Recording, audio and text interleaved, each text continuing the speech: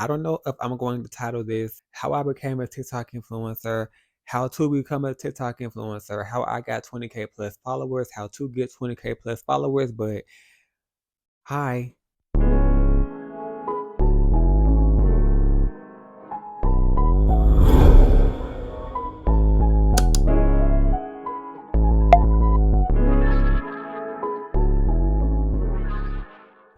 What it is, ho, and what's up? First of all, you have to ask yourself, why do I want to create videos full time? You will be miserable if your only goal is to be famous or make lots of money. Yes, that is part of the plan, but if that's your only motivation, then you're gonna run out of gas fast. I strongly suggest you post because you like to. And if that's not a natural habit for you, then it needs to become that. And it will. If you create a schedule for yourself and just post, it'll just become natural. Also ask yourself, do I want to become a content influencer? Do I want to become an influencer or both? Let's define the two. The influencer is product based. Examples would be unboxing videos, fashion week vlogs. Many influencers are models, but you don't have to be. Now, content creators are personality based. Examples would be storytime videos, vlogs about your everyday life. You are the product. We get to know you. That is your brand. I never went into it with a preference for one specifically, but you can definitely be both an influencer and a content creator, but there's also nothing wrong with picking a side. Now, let's talk about my journey. Back in 2020's quarantine, I was stuck in the house every day, just like everyone else. And I had originally told myself I was not going to download TikTok, but I did, started posting regularly, and every post got at least 100 new followers. I had always wanted to be a content creator, but the time was never right until then. And that's what I'm saying. Things happen when you least expect it. You just have to have faith that it's going to happen when it's meant to happen. So I was posting regularly, getting a lot of attention, and then I started to slack. And so did the algorithms push for my content. Now, content creators are always coming up with a new strategy to beat the algorithm. I strongly suggest to not do that because you will lose your mind trying to. As I mentioned before, or maybe I didn't, create a posting schedule if you're that type, if you're the organized type. Me, I'm very impulsive. So I would post whenever I got the bursting urge to, and my passion and natural ambition really fuels that. Ever since TikTok's early days, I would always say post 3 times a day minimum. The more you post, the more it becomes a habit. And if you're not having fun, which is the most important, then maybe this just isn't your true calling. And there's nothing wrong with it. Now, I would post mini vlogs of my Los Angeles lifestyle of bartending and modeling. People love watching people's lives that may or may not be attainable to them. That was my niche. And speaking of niche, I personally suggest, strongly suggest, do not limit yourself. When I hear niche, that's what I think of, a box. As a content creator, you're pitching your personality.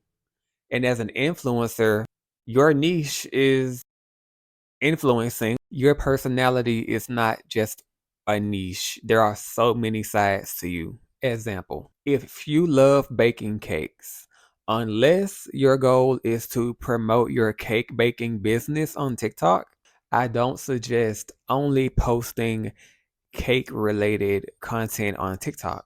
Because if there is ever a time that you want to have a heart to heart on TikTok, a sit down video opening up to your audience, they're going to say, yeah, yeah, yeah, where are the cakes? And you might take that personally, like, oh my God, these people don't care about me. No, it's not that, but you're the cake baking person and you're sitting down talking about how you've been depressed the last couple of months. Don't get me wrong. If you build a community on social media, there are going to be people that genuinely like you for you, and they are not going to only want to see you bake cakes. but a lot of them will. They're going to demand cakes and everything cake related because that's what you've been giving. I know personally because I unintentionally sexualized myself on TikTok.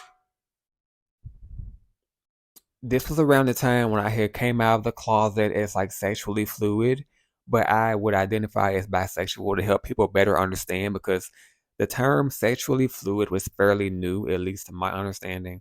So I was always posting like bisexual related content, basically reaching out to people who may be afraid to be themselves. And, it had a good meaning behind it. But I was also low key sexualizing the content. Because of the lifestyle that I was living in Los Angeles. You can only be so sexy on TikTok, right?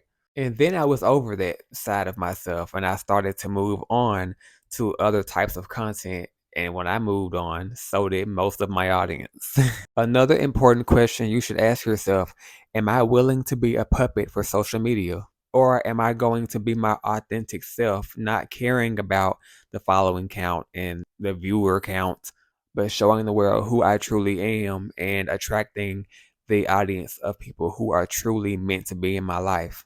The biggest mistake you can make is getting lost in the numbers. And even then, following count is irrelevant now, and let me explain how. Well, it's not irrelevant completely. It definitely gets you noticed by brands. It's the engagement.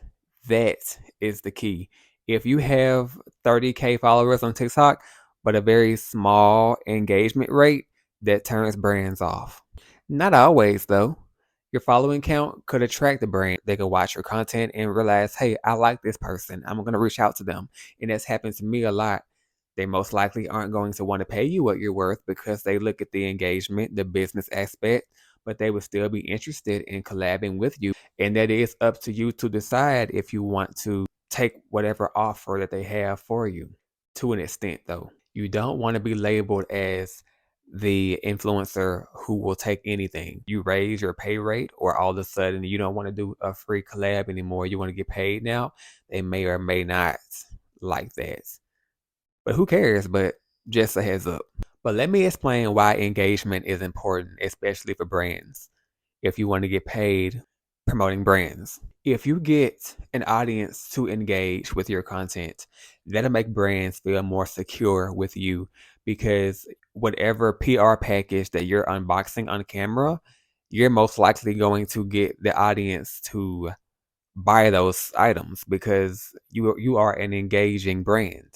Now let's move on. Keep your eyes on your prize. I sometimes get frustrated when I see someone that I know just made a TikTok 5 months ago and now today they have 300K followers. Meanwhile, I've been stuck at 21 point something K followers for the past 6 months.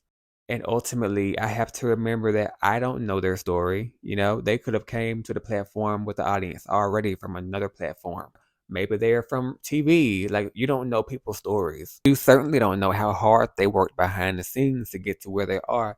So ultimately, it's none of my business. This is my lane. I'm not going to look over it, yours or hers. I'm sticking to mine. And ultimately, I have to remember to have fun at the end of the day. Why am I stressing for free? And I'm going to say this and leave it alone for now.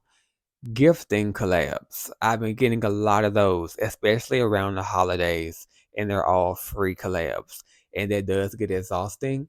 I personally go with the flow for now. Yes, I have 20K followers, but I know that that's small compared to 500K. 20K is awesome, but it's not 50 or 80, 300K. Therefore, I try to negotiate within that level. You have to pick and choose when to, like, for example, TikTok shop, different companies from there all the time email me like, hey, we love your content. We would love to send you a product. Select one and we'll ship it right over. Cool. But if it's a big brand like Fenty Skin or something, of course I have a pay rate. Hello. But again, it just comes down to kind of going with the flow and doing what feels right. Don't think too much into it. I mean, it's not that big a deal. Like, again, have fun. Yes, you want to have a business mindset. If you have 34 followers and you email Nike and say, hey, I would love to collab with you, and my rate is $1,000. Be for real. Be for real, okay? Best you can get out of that is a modeling agency might want to represent you if you have a certain look, and that's great. But again, be for real. But I could definitely make a part two to this. Let me know if y'all want that. Comment down below. Did I miss anything? Did I get anything wrong? Let me know in the comments. And yeah, so I'll catch y'all later.